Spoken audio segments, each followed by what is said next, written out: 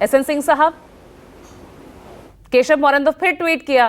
कल लग रहा था कि जब दिल्ली पहुंचे थे तो सब कुछ ठीक ठाक शायद तस्वीर नजर आए, लेकिन फिर मुलाकात के बाद यही ट्वीट।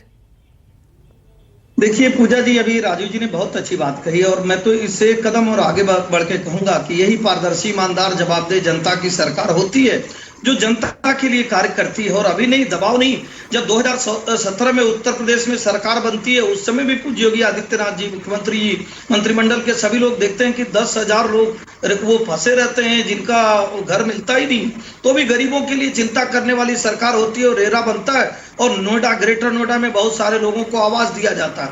यही पारदर्शी, पूजा जी, ईमानदार सरकार होती है जब जो गरीबों की जमीन को अगर कोई कब्जा कर लिया होता है, बेशक उसके संबंध समाजवादी पार्टी और कांग्रेस के लोगों से होता है, किसी दबाव में नहीं आती है और वो गरीबों की झोपड़ी को खाली कराकर फिर वो गरीबों को ही महल बनाकर देने का कार्य करती है, उस समय किसी दबाव में नहीं आती है। और आज भी इसी पारदर्शिता को देखा गया कि अगर सुप्रीम कोर्ट कहीं कहता है कि यहाँ पे खाली कराइए, बुलडोजर चलाइए, तो जो परमार्थी सरकार होती है, जिसके परमार्थी मुख्यमंत्री होते हैं, वो स्वार्थ का कार्य नहीं करते, उनको खुश नहीं करते और वहां बुलडोजर चला के निश्चित तौर पे सुप्रीम कोर्ट के आज्ञा का अनुपालन कराया जाता।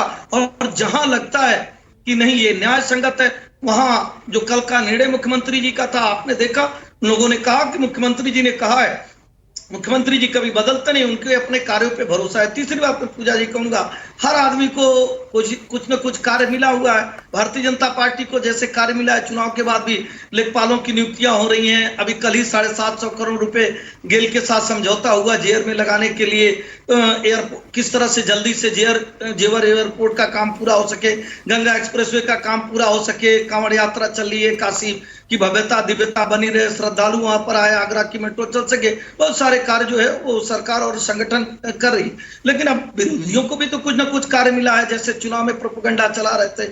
चूंकि इनके काल खंड में, इनके समय में ऐसा हुआ है। आप समाजवादी पार्टी की देख लीजिए, समाजवादी पार्टी में माइक छीनने से लेकर पता नहीं मुख्यमंत्री जी उस समय के स्वयं अखिलेश यादव जी ने शिवपाल जी के बारे में क्या कहा, शिवपाल जी ने अखिलेश जी के बारे में क्या क्या स्वयं पिताजी ने कहा, जो मेरा नहीं वो किसी का नहीं हो सकता। और कांग्रेस की बात करेंगे तो पंजाब में राजीव जी तो वरिष्ठ पत्रकार है, उन्होंने देखा था कि पंजाब में क्या क्या हालात थे, कैप्टन अमरिंदर सिंह जी के साथ, सिद्धू के साथ। राजस्थान में क्या क्या हालात थे भाई, डिप्टी सीएम और सीएम में तो रोज जूता पैजाम तो होता ही था। तो महाराष्ट्र से लेके छत्तीसगढ़ होते, राजस्थान होते, पश्चिम बंगाल की सरकार जब इनकी गई थी, इन्हीं कारणों से गई थी। और केंद्र में भी जब सरकार थी तो पी चिदम्बरम किसकी जासूसी कराते थे, प्रणब मुखर्जी किसकी कराते थे। इसलिए अगर यूपी में सीएम और डिप्टी सीएम के बीच कोई तकरार है तो कोई नई बात नहीं, ये कहना चाह रहे हैं ना आप?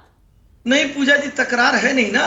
आप कहीं लिख लीजिए कि 27 में भी पुनः भारतीय जनता पार्टी की सरकार, कांग्रेस का राजस्थान का एग्जांपल आप रख रहे हैं। और रही बात क्या हार में क्या जीत में, किंचित नहीं भयभीत में, कर्तव्य पथ पर जो मिला ये भी सही वो भी सही। राजीव जी ने कहा तो हमारे यहाँ कहावत है कि संगठन गढ़े चलो, सरकार संगठन से बड़ा होता है, कार्यकर्ता देवतुल्य होते हैं, राष्ट्र प्रथम होता है, परिवार नहीं। और सेवा, सुशासन और गरीब कल्याण के लिए कार्य करते हैं। अचानक से संगठन सरकार से बड़ा होता है, कार्यकर्ताओं का दर्द मेरा दर्द है, ये अचानक बात केशव मौर्य को लोकसभा चुनाव के नतीजों के बाद ही क्यों याद आ रही है और बार बार रह कर क्यों उनका ये दर्द बार बार बाहर आ रहा है?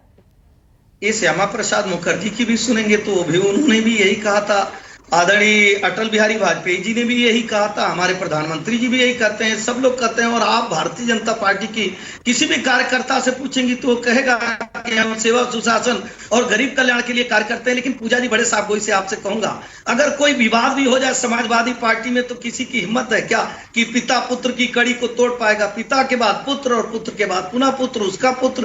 कांग्रेस में भी किसी की हिम्मत है क्या कि कह पाएगा कि नहीं राहुल गांधी जी को दरकिनार कर दीजिए? लोकतंत्र में अपनी बात कहने की आजादी है, आज कह रही है। लेकिन अगर आपके अपने ही लोग, संगठन में ही लोग जब संगठन पर ही सवाल खड़े करें तो सवाल तो पूछे जाएंगे।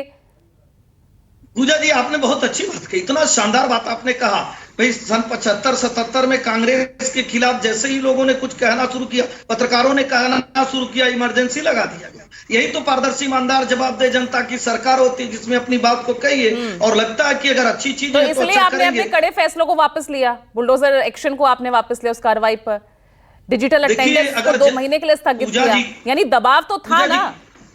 पूजा जी कितनी शानदार बात है कि अगर कोई सरकार ऐसी ना हो जो केवल अपने फैसलों को थोपे, जो अगर लगता है कि जनता के लिए कोई अच्छा फैसला है तो उसको करना चाहिए, जनता नहीं तो आपको चुना है।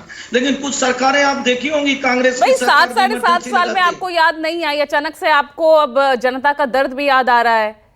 हमने तो आपको बताया कि जनता का कार्यकर्ताओं का दर्द भी आपको दिख रहा है। पूजा जी जनता का दर्द ये था कि हम भी पत्रकार थे और हमें मकान नहीं मिला हुआ था, लेकिन रेरा के माध्यम से ही हमको भी अमरपाली गोल्फों में मकान मिला। वो तो डूब रहा था, बहुत सारे लोग जो अपने पीएफ और किस किस का पैसा निकाल कर लिए थे।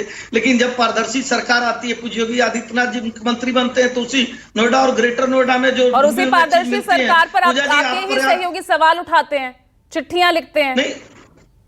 नहीं, अच्छी बात है। देखिए, आप दूसरी सरकारों में कह दीजिए कि राहुल गांधी जी पर सवाल उठाकर देख लें, आप कह दीजिए अखिलेश यादव जी पर सवाल उठाकर देख लें।